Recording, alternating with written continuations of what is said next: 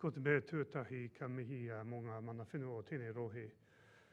Tēnā koutou, tēnā koe Bill, tēnā koe, te rangatira. Tēnā koe he maima, tēnā koe anō.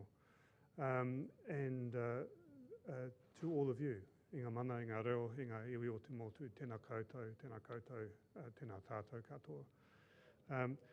It's great to be able to stand here and acknowledge not only Joe and Sharon from the network, Michelle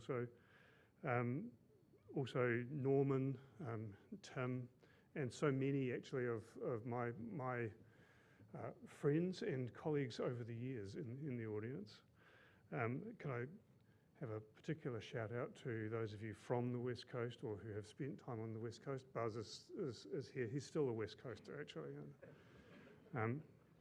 Thank you. Before I became an MP, I was the Chief Executive of the West Coast District Health Board, and I could speak for several hours on each of those points that are on the slide.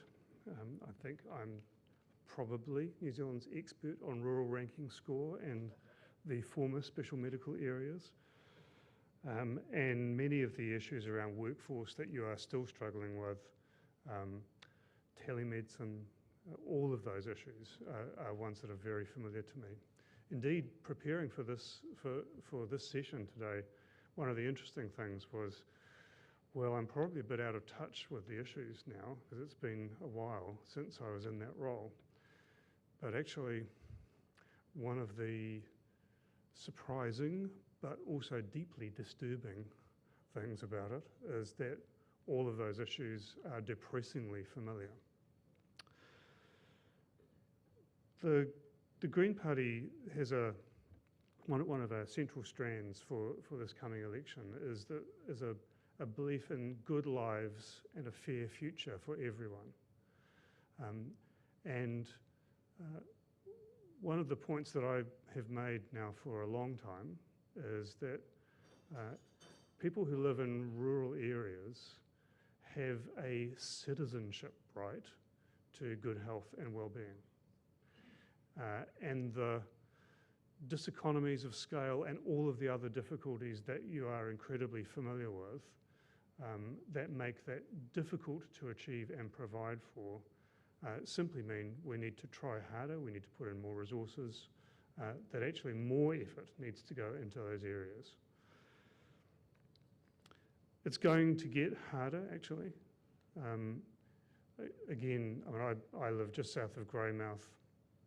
I've been in rural areas for the last, I guess, 20, 25 years. Rural areas are becoming more sparsely populated, not less, so the diseconomies of scale are becoming greater. Many of the health professions that you are part of are becoming more and more specialised, and that creates a drive towards increasing centralisation of services to just a few centres. So to ensure good quality services in rural areas and sustainable, clinically sustainable, financially sustainable services, we need to do some things very differently. We also have ageing populations, that rise of chronic conditions that others have spoken about. Those things are all going to make the workload more. So less resource unless we account for diseconomy of scale and put in more for that, and more work. Going to be interesting. Now, on all of the specific issues, you actually know these issues better than me.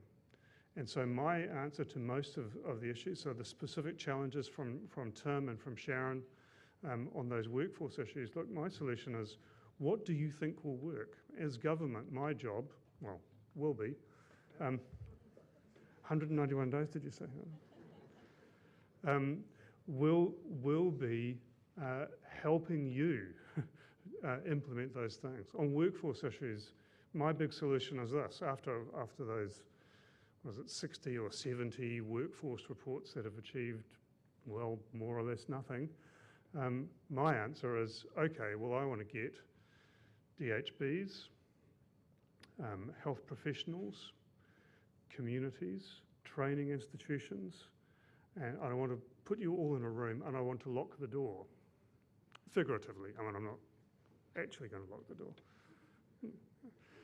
And I don't open it until you have some answers. But the government part of that solution is government must implement the answers that come out of the room.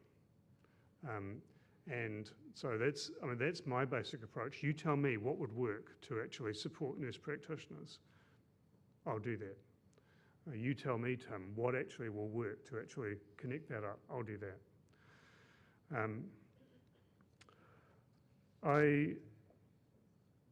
Just some comments on funding, because it's the perennial issue.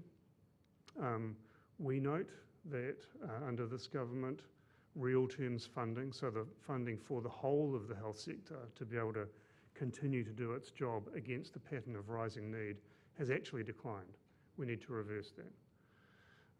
Funding has, relatively speaking, moved away from public health, population health, programs intended to keep people well, and from primary care, in order to fund the few areas that have received increased funding, like elective surgery. That's completely wrong. We actually need to be, in order to make the system sustainable, to be relatively funding the areas of primary care, public health, relatively more. That's the only sustainable course into the future.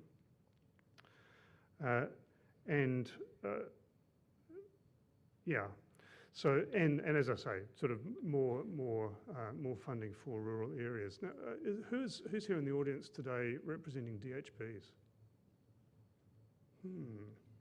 Not a single hand goes up, and I'm just, so the thought question that arises for me is, how's that alliancing working out for you? I could say more. But I do want to say that the answer is not just pouring more resource into funding more and more locums. That is not the answer. The answer is more about changing models of care, and I think that's about identifying, so putting aside all of the traditional way that we have provided care, and instead said, okay, as whole communities, what is the whole range of resources that is available to us? All of the health professions, all of the community resources, all of the the phone lines. How can we construct new models of care that actually use each of those to their maximum potential? And we're nowhere near that at the moment. And I think that new thinking about models of care is actually the highest priority for rural health care. It's great to see GPs, nurses. I see some people from St John in the audience also, and acknowledge all of your work and all of the other health professions who are here too.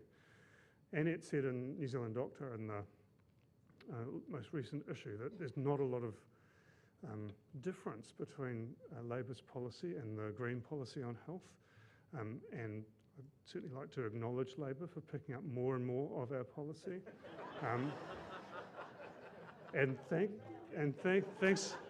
Thanks Annette for saving me the trouble of retailing all of that.